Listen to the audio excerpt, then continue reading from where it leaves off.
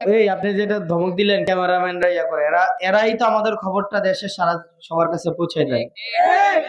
ওনারা ওনারা সারাদিন কষ্ট করে পরিশ্রম করে আমরা বার্তাটা সবার কাছে পৌঁছে দেয়।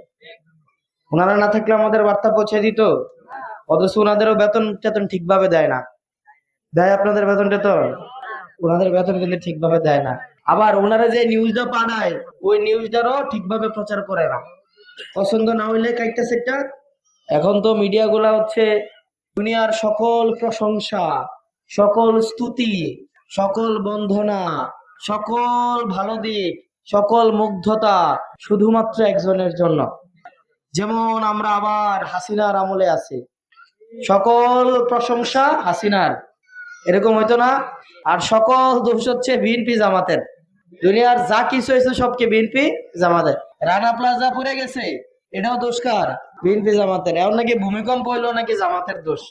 তো দোষের খাতার থেকে বিএনপি বাদ গেছে, এখনো জামাত আছে। তো যাই হোক, এই মিডিয়ার এই যে আচরণ, এগুলো আমরা মনে রাখবো, আমাদের তরুণ প্রজন্ম মনে রাখবে। আবার একই সাথে সাথে আমরা তো সবাই এখন মিডিয়া হয়ে উঠি নাই? আমরা সবাই এক একজন এখন মিডিয়া। আমাদের জুলাইয়ের সময় পরিস্থিতি স্বাভাবিক হিসাবে দেখানো হয়েছে না, কিন্তু আমাদের এই মিডিয়া, মাইক্রো মিডিয়া, এটাকে বলা হয় আপনার সিভিল, এটাকে বলা হয় হচ্ছে আপনার কি জানে সিটিজেন জার্নালিজম। কি বলে?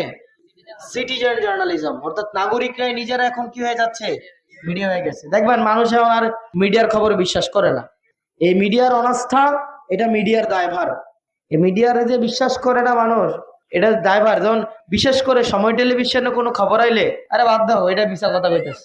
ডিবিসি দালাল একটা টিভি, ডিবিসি জুলাইয়ের সময় আমাদের যখন ডিজিএফআই ধরে নিয়ে যায়, ডিজিএফআই আমাদেরকে আমাদের সামনে বসাইয়া ডিবিসি রে ফোন দিলে নিউজ চেঞ্জ করে দিত, ৭১ রে ফোন দিলে নিউজ চেঞ্জ করে দিত, সময় টেলিভিশন রে ফোন দিলে নিউজ চেঞ্জ করে দিত আমাদের সামনে। সময় টেলিভিশন, ডিবিসি, ৭১, কালের কণ্ঠ, তারপর যে নিউজ 24, এরকম কয়েকটা সময় টেলিভিশন, তাদের যে হেডলাইন, তাদের রিপোর্ট, এগুলো প্রস্তুতি করে দিতে হচ্ছে এজেন্সি। কে প্রস্তুতি করে দিত? এজেন্সি। আবার সময় টেলিভিশনের দেখবেন নাফরমানি, ৫ই আগস্টের পরে ৬ তারিখ বা ৭ তারিখ বিএনপি একটা প্রোগ্রাম দিল না পল্টনে? পল্টনে অন্তত ৫০টা ক্যামেরা দিয়ে এই টেলিভিশন মানে ইয়া দেখাইছে, অন্তত ৫০টা টেলিভিশন ক্যামেরা নিয়ে। মানে পরের দিনে আবার একেবারে বিএনপি পন্থী, তারা বিএনপির থেকে আরো বেশি বিএনপি পন্থী হয়ে গেছে। মানে যারা এত বছর ধরে বিএনপি জামাত করছে তারাও এখন সময় টেলিভিশন, ডিবিসি, ৭১-এর কাছে লজ্জা পায়, হয় না? হ্যাঁ, কন্ট্যাক্ট করছে না, ব্যাপারটা হয়েছে মালিক পরিবর্তন হয়েছে, মালিক।